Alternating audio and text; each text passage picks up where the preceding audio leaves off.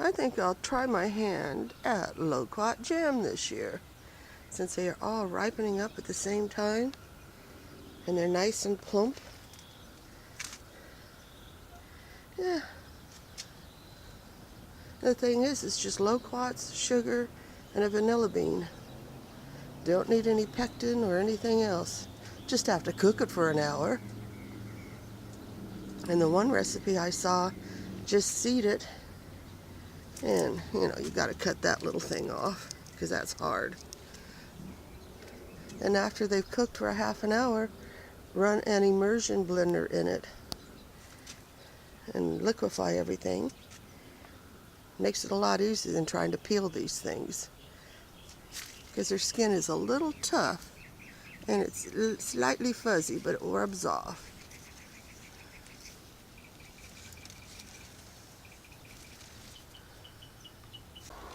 You would think after all that rain we had, something would still be moist.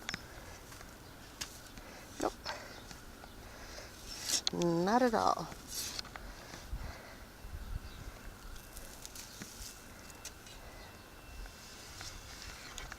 Okay, I'm going to plant a tiny sweet tomato that I grew from seed from one of my volunteers, and a better boy. And just walking over here, I forgot which is which. I'll be able to tell when they come up and start blooming. And I'm going to take off the leaves all the way up to here, if I can bury them that deep, because tomatoes will put roots out along their stem, advantageous roots. So the deeper you plant them, the better. I would like to be able to, plant them all the way up to there, but I don't think that's going to happen.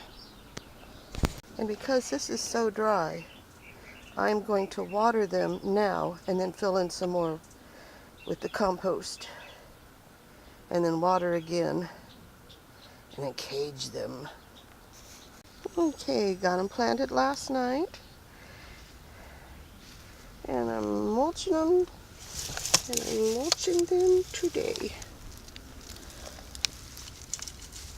Nice thick layer of Eugenia mulch.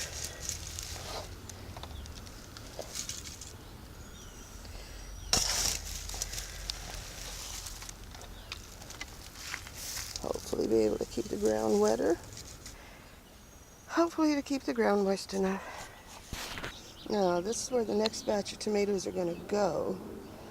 And this one's got the little purple oxalis. I don't know if that's oxalis. I thought oxalis was yellow.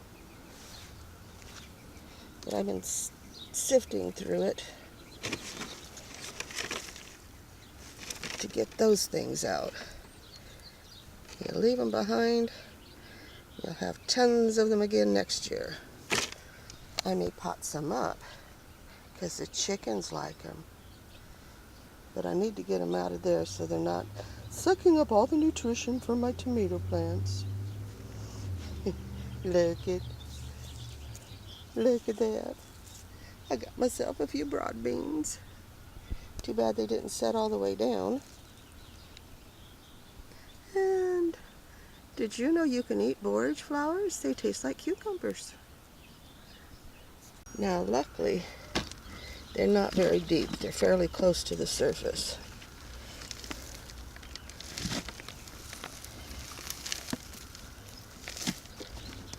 So I don't have to take out the whole bucket and sift it. But look at those little devils. Now they're fairly close to the surface. I'm going to go put them in the stinky bucket. Let them rot down.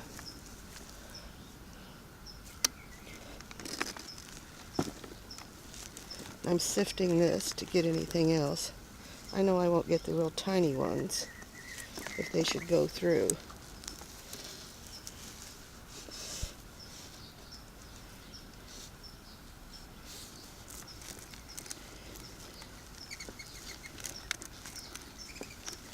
There's another one. Another one just like the other one. They're pretty though. Luckily they are close to the surface. I'd say within an inch or two.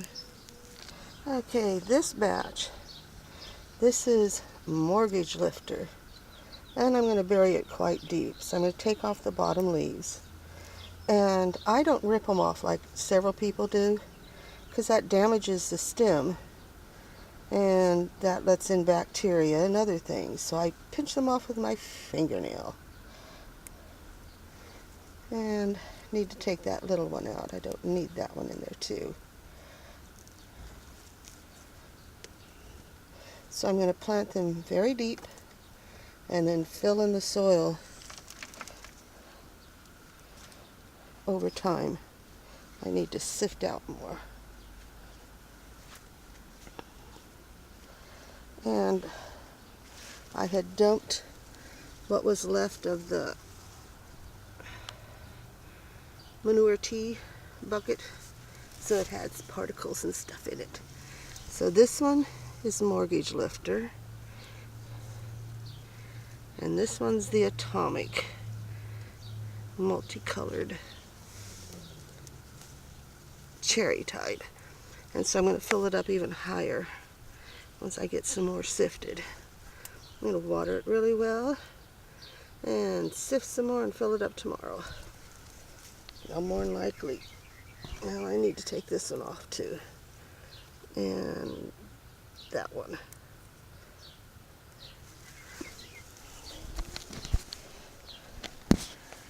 These have survived.